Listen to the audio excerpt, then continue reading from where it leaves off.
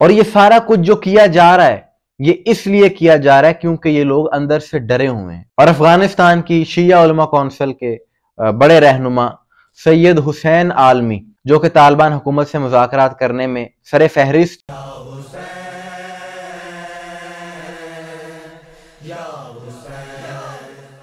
بسم اللہ الرحمن الرحیم، السلام علیکم مومنین اکرام، امید ہے آپ سب خیر و عافیت سے ہوں گے۔ جیسا کہ مشن امام حسین علیہ السلام کی ترویج دنیا کے کونے کونے میں ہو رہی ہے،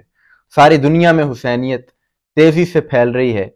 اسی طرح سے پاکستان کے ہمسایہ ملک افغانستان میں بھی حسینیت تیزی سے پھیل رہی ہے۔ اور اس حوالے سے وہاں پر کیا حالات ہیں، موجودہ صورتحال کیا ہے، آج کی یہ ویڈیو بہت اہم ہے اسی پس منظر میں کہ پاکستان کا ہمسایہ ملک افغانستان جہاں پر اس وقت اور گزشتہ 3 سال سے طالبان کی حکومت ہے، جب سے امریکہ نے وہاں سے جانے کا فیصلہ کیا اس کے بعد حکومت طالبان نے ٹیک اوور کی، اور جب سے وہ حکومت میں آئے ہیں شروع میں انہوں نے کوشش کی کہ اپنا ایک سافٹ امیج ساری دنیا کے سامنے پیش کیا جائے، یعنی جو ایک ذہن بنا ہوا تھا ساری دنیا کا طالبان کے متعلق اس کو انہوں نے بدلنا چاہا، کہ انہوں نے کہا کہ ہم میں اب وہ شدت پسندی نہیں رہی، یعنی ایک پرسیپشن تھا کہ یہ بندوق کے زور پر، اسلحے کے زور پر سارا کچھ کرواتے ہیں، وہ انہوں نے کسی حد تک کم کرنے کی کوشش کی۔ انہوں نے کہا اب وہ باتیں پرانی ہو چکی ہیں، اب ان کی سوچ میں تبدیلی آ گئی ہے، جدت چاہتے ہیں اور ہر کسی کو ایکسیپٹ کرنا چاہتے ہیں۔ یہ بات کرنا تو آسان ہے، لیکن جو انسان کا اصل ہوتا ہے، جو انسان کی فطرت ہوتی ہے، اس کو نہیں بدلا جا سکتا۔ اگر وہ تبدیلی وہاں پر آ جاتی تو وہاں کی عوام کے لیے بہت اچھا ہوتا، لیکن ایسا نہ ہو سکا۔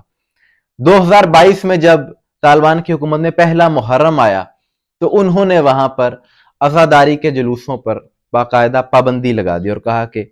کسی جگہ پر افغانستان میں عزاداری کا کوئی جلوس نہیں نکلے گا، لیکن یہ ممکن ہی نہیں تھا۔ وہ کہتے ہیں وہ شمع کیا بجھے جسے روشن خدا کرے، تو اتنی سخت پابندیوں کے باوجود عزاداری وہاں پر نہ رک سکی۔ تو جب ان کی حکومت اس معاملے میں ناکام ہوئی تو ان کو بہت زیادہ تکلیف ہوئی، اور اس کے بعد سے وہاں کے شیعہ حیدر کرار کو بہت زیادہ مسائل کا سامنا کرنا پڑا، اور ایک غیر اعلانیہ جنگ کی سی صورتحال بن گئی۔ کئی مومنین کو شہید کیا گیا، مساجد پر حملے ہوئے، اور دی گارڈین جو کہ ایک بہت بڑا خبر رساں ادارہ ہے، ان کی رپورٹ کے مطابق جب سے یہ حکومت وہاں پر آئی تب سے لے کر 2023 کے اختتام تک 700 سے زائد مومنین وہاں پر شہید ہو چکے ہیں۔ یعنی یہ بات وہاں پر ایک معمول بن گئی، شیعہ علماء کو ٹارگٹ کرنا، شہید کرنا، مومنین کو شہید کرنا، مساجد میں جمعہ کے دوران حملے، یہ چیزیں جب وہاں پر عام ہوئیں تو وہاں پر شیعہ علی کی جانب سے ملک گیر احتجاج کیا گیا اپنی آواز بلند کرنے کے لیے، اور خاص طور پر افغانستان میں یہ پہلی بار ہوا کہ وہاں کی خواتین اور بچوں نے اس احتجاج میں بھرپور شرکت کی اور ساری دنیا کے سامنے یہ آواز اٹھائی۔ تو اس کا نتیجہ یہ ہوا کہ انٹرنیشنل میڈیا نے اس ساری صورتحال کو ہائی لائٹ کیا، تو ساری دنیا میں وہاں کی حکومت کی بدنامی ہوئی کہ آپ نے تو یہ دعوے کیے تھے کہ ہم شدت پسندی چھوڑ چکے ہیں، لیکن پھر یہ کیا ہے؟ تو اس ساری صورتحال کو دیکھتے ہوئے طالبان نے یہ سوچا کہ ان عزاداروں کو دباؤ کے ذریعے تو نہیں روکا جا سکتا، تو ان سے مذاکرات کیے جائیں، اور انہوں نے مذاکرات شروع کر دیے۔ اور ایام فاطمیہ چل رہے تھے تو ایام فاطمیہ کی مجلس میں طالبان حکومت کا پہلی بار ایک وفد بھی آیا، اس پر بھی ہم نے ویڈیو کی تھی، لیکن وقت نے یہ ثابت کیا کہ یہ سارا کچھ جو انہوں نے کیا وہ صرف دنیا کو دکھانے کے لیے کیا، دل سے نہیں کیا۔ یہ ان کی ایک منافقانہ پالیسی تھی کہ 2024 کا جیسے ہی آغاز ہوا تو حکومت نے مذاکرات چھوڑ دیے اور شیعوں پر مزید پابندیاں لگانا شروع کر دیں، اور افغانستان کی تمام یونیورسٹیز کے اسلامی شعبہ جات سے فقہ جعفریہ کی تعلیم ختم کر دی، اور سرکاری سطح پر شرعی فیصلے، عدالتی فیصلے فقہ جعفریہ کے مطابق کرنے سے بھی منع کر دیا، اور عزاداری کے جلوسوں پر بھی پابندی لگا دی گئی۔ اور یہ سارا کچھ جو کیا جا رہا ہے یہ اس لیے کیا جا رہا ہے کیونکہ یہ لوگ اندر سے ڈرے ہوئے ہیں، انہیں پتا ہے کہ حسینیت تیزی سے پھیل رہی ہے اور لوگ اہل بیت کی طرف کھنچے چلے آ رہے ہیں۔ یہ حقائق جب لوگوں تک پہنچتے ہیں تو لوگ غور و فکر کرتے ہیں، اس وجہ سے یہ ساری پابندیاں لگائی جا رہی ہیں۔ اور افغانستان کی شیعہ علماء کونسل کے بڑے رہنما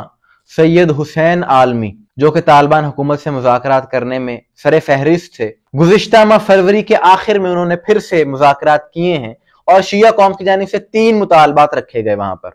انہوں نے کہا کہ پہلے تو جو یونیورسٹیز میں شیعہ فقہ کی تعلیم اسلامی شعبہ جات سے ختم کی گئی ہے اسے بحال کیا جائے۔ دوسرا کہ جو شیعہ مسلک کے افراد ہیں ان کے عدالتی فیصلے شیعہ فقہ کے مطابق کیے جائیں، اور تیسرا عزاداری پر جو پابندیاں ہیں ان کو ختم کیا جائے۔ لیکن انہوں نے پھر گزشتہ دنوں پریس کانفرنس کی انہوں نے بتایا کہ طالبان کی جانب سے ہمارے مطالبات پر منفی رد عمل آیا ہے، مثبت رد عمل نہیں آیا۔ انہوں نے یہ پریس کانفرنس کی، انہوں نے کہا کہ حکومت یہ یاد رکھے کہ 1 کروڑ سے زائد شیعہ ہیں افغانستان میں، دنیا کو اس بات کا پتہ ہونا چاہیے، بہت سے لوگوں کو پتہ ہی نہیں کہ وہاں پر اتنے شیعہ ہیں۔